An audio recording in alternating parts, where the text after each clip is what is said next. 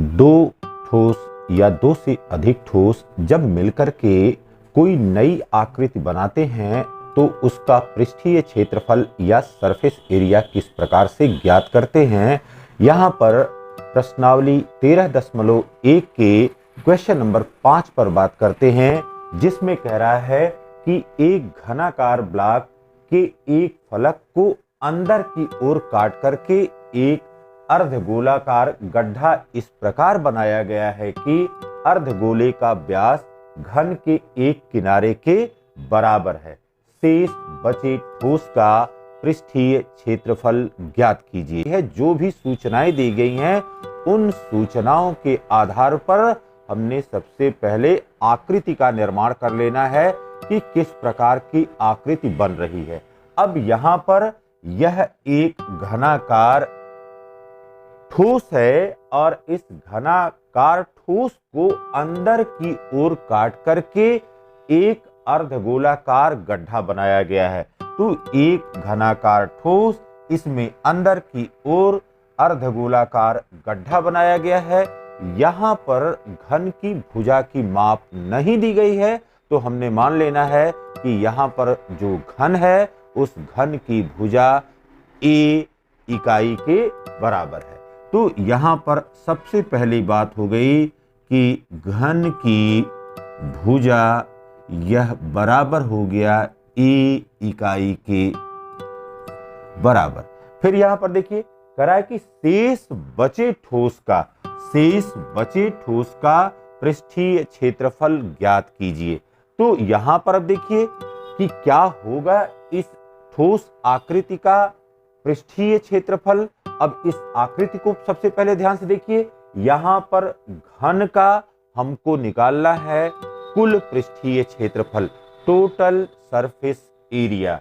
फिर क्या करना है, यहाँ पर दूसरी आकृति इसके साथ जो बन रही है वह है अर्धगोला। तो अर्धगोला का वक्र पृष्ठीय क्षेत्रफल। फिर देखिए यहाँ पर आधार पर हम देख रहे हैं कि उसी अर्धगोले का वृत्ताकार भाग है और इसको काट करके गड्ढा बनाया गया है, तो इसके क्षेत्रफल को अब उसमें से घटा देंगे। तो अब कहने का अर्थ हुआ कि शेष बचे ठोस का पृष्ठीय क्षेत्रफल क्या होगा, उसको सबसे पहले लिख लेते हैं। शेष बचे ठोस का पृष्ठीय क्षेत्रफल, यह बराबर किसके हुआ, घन का पृष्ठीय क्षेत्रफल प्लस अर्धगोले का यहां पर वक्र पृष्ठीय क्षेत्रफल माइनस अर्धगोले के वृत्ताकार भाग का क्षेत्रफल। ठीक, अब यहां पर देखिए इस घन का कुल पृष्ठीय क्षेत्रफल कितने के बराबर होगा। घन का पृष्ठीय क्षेत्रफल ये हो जाएगा कुल पृष्ठीय क्षेत्रफल 6a²।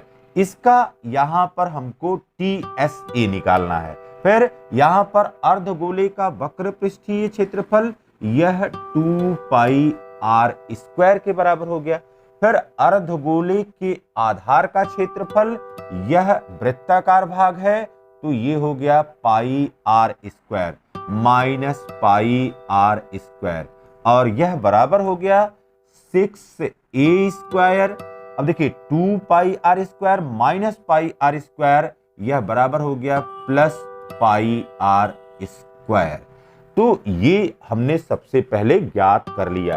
अब क्या करना है, यहां पर पूछ रहा है कि अब जो गड्ढा बना हुआ है उस गड्ढे का यहां पर त्रिज्या कितने के बराबर होगी, यह हमको निकालना है।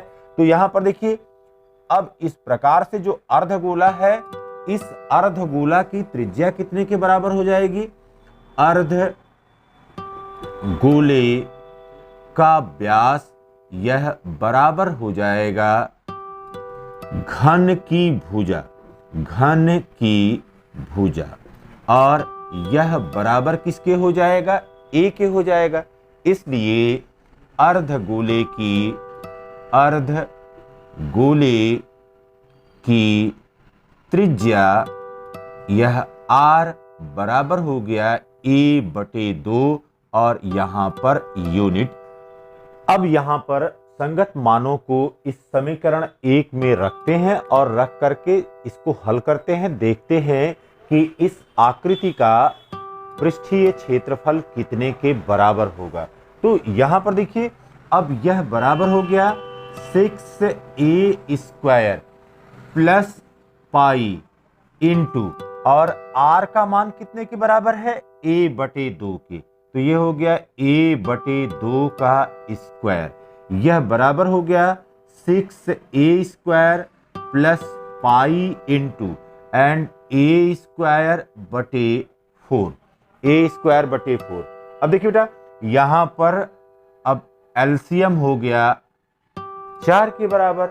अब यहां पर 1 हो गया, 1 से 4 में भाग दीजिए, 4 बार गया, फिर 4 का यहां पर 6 से गुणा हुआ, ये हो गया 24a²।